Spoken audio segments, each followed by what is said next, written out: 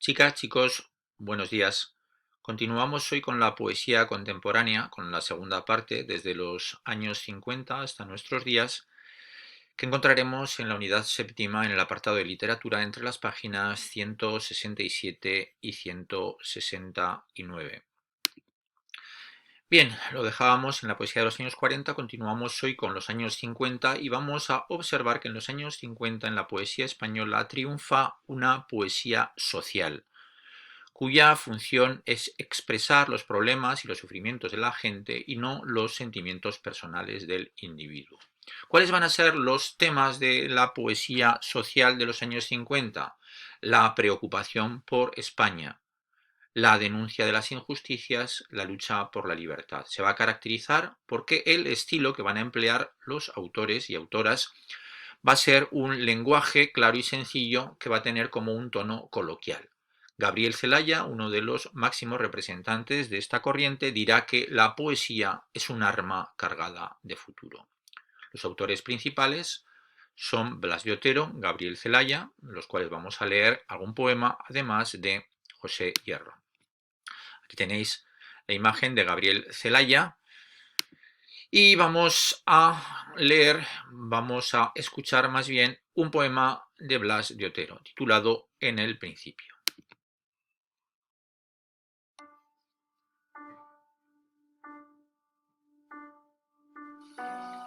Si he perdido la vida, el tiempo, todo lo que tiré, como un anillo al agua.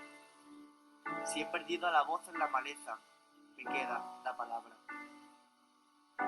Si he sufrido la sed, el hambre, todo lo que era mío resultó ser nada. Si he llegado a las sombras en silencio, me queda la palabra. Si abrí los labios para ver el rostro, puro y terrible de mi patria, si abrí los labios hasta desgarrármelos, me queda la palabra. Como habéis podido ver en este poema, en el principio aparecen los temas de los que hablaba, es decir, la preocupación por España, la preocupación por el ser humano, por la naturaleza también, y cómo esto afecta no solo a la persona, al individuo, sino también a la gente. Vamos a ver también un poema que aparece en la página 169 de vuestro libro, un poema de Gabriel Celaya. Vamos con él.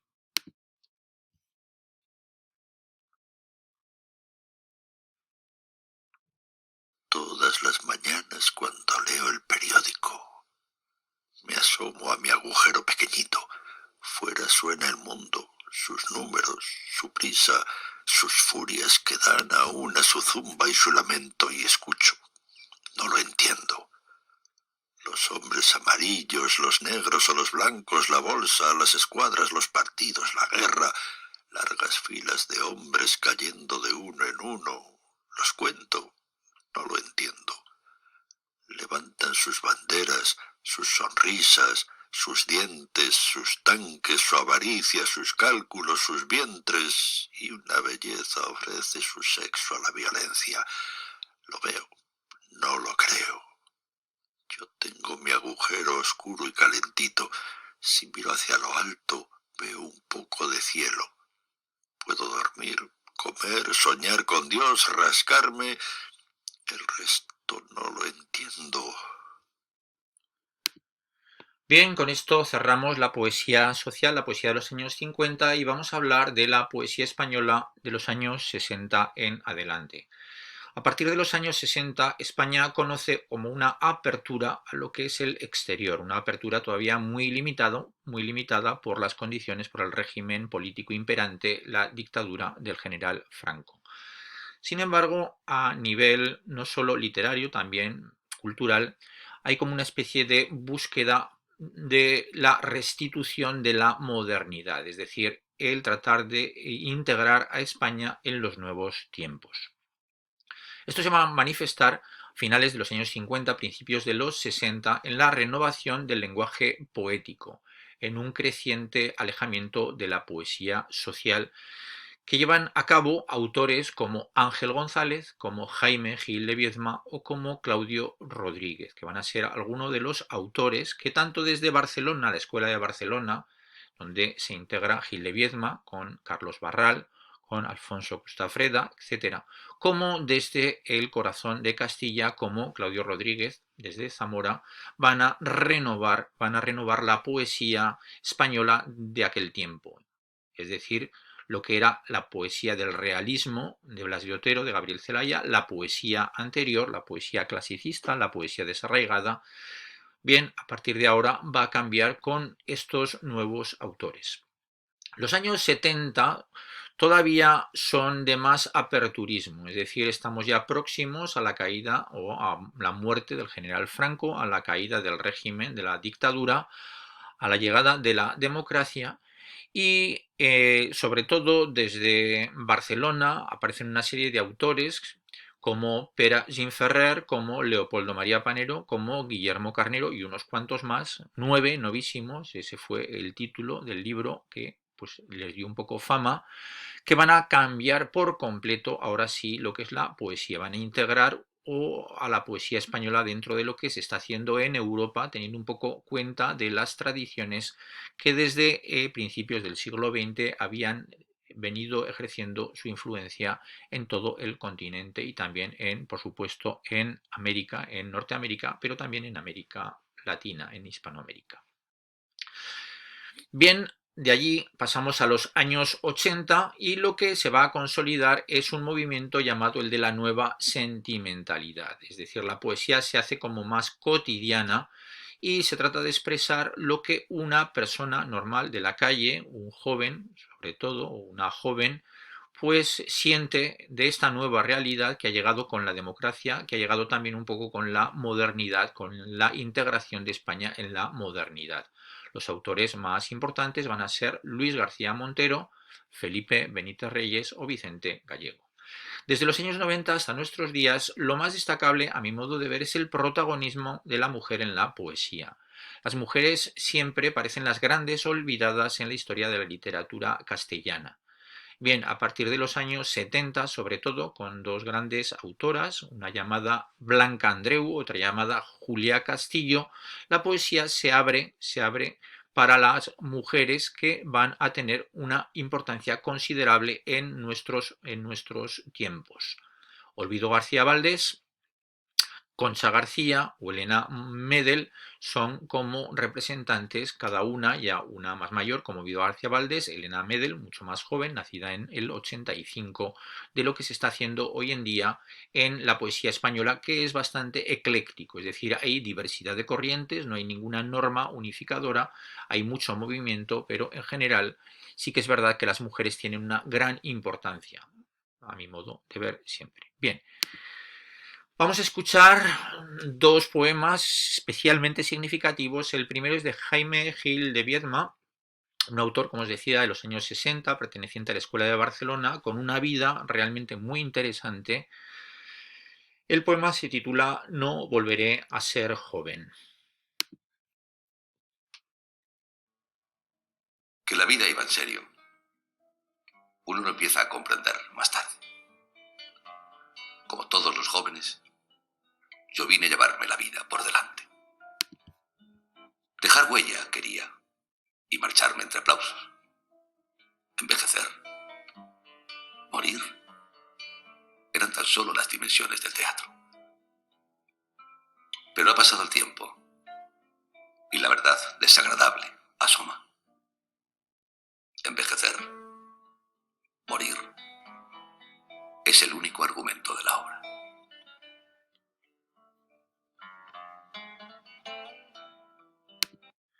Bien, visto este gran poema de Gil de Biedma, es uno de los autores, digamos, más influyentes en lo que es, por ejemplo, lo que vamos a ver ahora, un representante de la otra sentimentalidad, al máximo representante, llamado Luis García Montero.